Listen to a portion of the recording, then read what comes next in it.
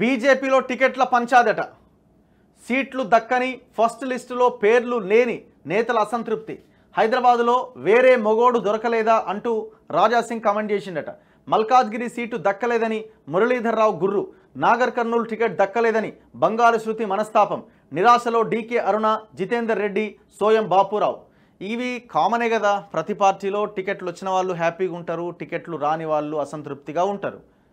టికెట్లు రాని వాళ్ళు వేరే పార్టీలో టికెట్ వస్తుందనుకుంటే ఆ పార్టీలోకి పోతారు.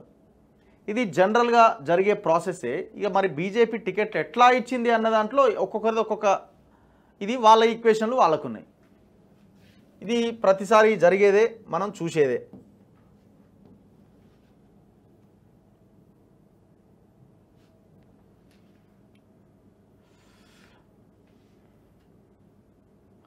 బీజేపీ లోక్సభ అభ్యర్థుల తొలి జాబితా ప్రకటనతో పార్టీలో అసంతృప్తి వ్యక్తమవుతున్నది.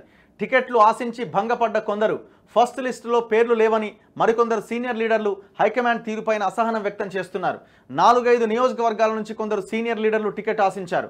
అయితే వాళ్లను కాదని కొత్త వారికి టికెట్లు ఇవ్వడంతో ఆ నేతలందరూ అసంతృప్తితో ఉన్నారు. ముఖ్యంగా హైదరాబాద్, మల్కాజ్గిరి, నాగర్ కర్నూల్, జహీరాబాద్ టికెట్ల ప్రకటనపైన పార్టీ లీడర్లు నిరసన వ్యక్తం చేస్తున్నారు. బహిరంగంగానే విమర్శలు గుప్పిస్తున్నారు. 2-3 లీడర్లు పార్టీ మారేందుకు కూడా సన్నాహాలు చేసుకుంటున్నట్టు టాక్ వినిపిస్తోంది. మరోవైపు ఫస్ట్ లిస్టులో పేర్లు లేకపోవడం పైన మరికొందరు లీడర్లు నారాజ్ అవుతున్నారు. తమ నియోజకవర్గాలను పెండింగ్లో పెట్టడంపై అసంతృప్తి వ్యక్తం చేస్తున్నారట.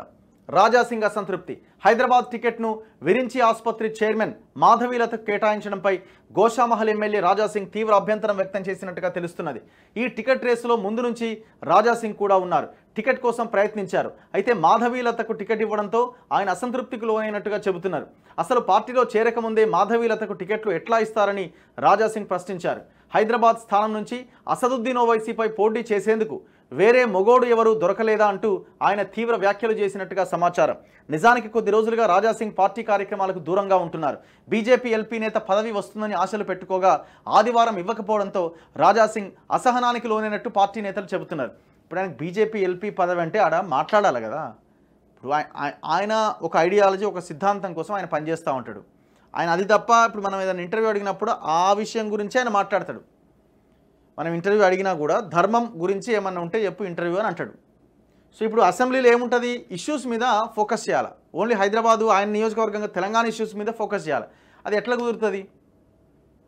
అందులో దట్టు ఆయన కొంత తెలుగు కొద్దిగా ప్రాబ్లం కూడా ఉంటుంది.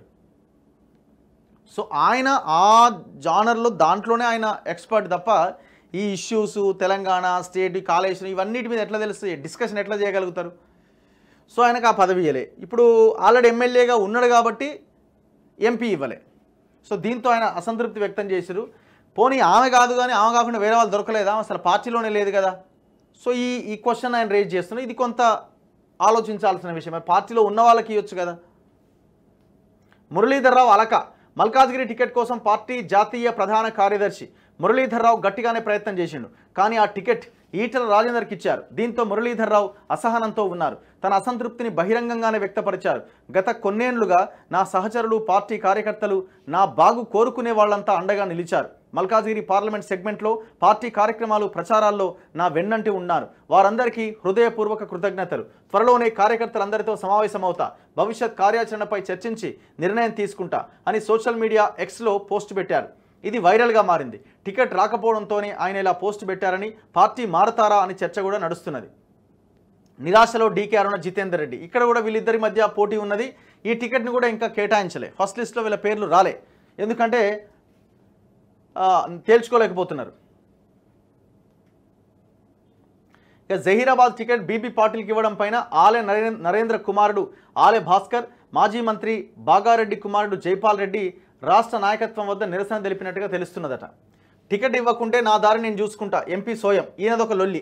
ఈయనదేంటంటే అక్కడ ఈయన మీద వ్యతిరేకత ఒకటి, లోకల్గా ఉన్న 4 ఎమ్మెల్యేలు బీజేపీ ఎమ్మెల్యేలు ఆయన వ్యతిరేకిస్తున్నారు. ఆయనకి ఇస్తే మేము ప్రచారం చేయమని చెప్తున్నారు. దీంతో ఆయన టికెట్ని కూడా హోల్డ్లో పెట్టారు. ఆయన మ్యాక్సిమం రాకపోవచ్చు ఆయనకి. ఇక నాగర్ కర్నూల్ ఎంపీ టికెట్ ఆశించిన, పోయినసారి పోటీ చేసి ఓడిపోయిన బంగారు శృతి, బంగారు లక్ష్మణ్ కుమార్తె రేవంత్ రెడ్డిని కలిశారు. కారణం ఏంటంటే ఆమెకు కూడా టికెట్ రాలే. ఆ ticket Pothuganti Ramulu BRS MP ఆయన బీజేపీలో జాయిన్ కావడం, బీజేపీ ఆయన కొడుక్కి టికెట్ కేటాయించింది. ఫస్ట్ లిస్ట్లోనే ఆయన పేరు వచ్చింది. దీంతో ఆమె అసంతృప్తితో రేవంత్ రెడ్డిని కలిసినట్టుగా కనబడతా ఉన్నది.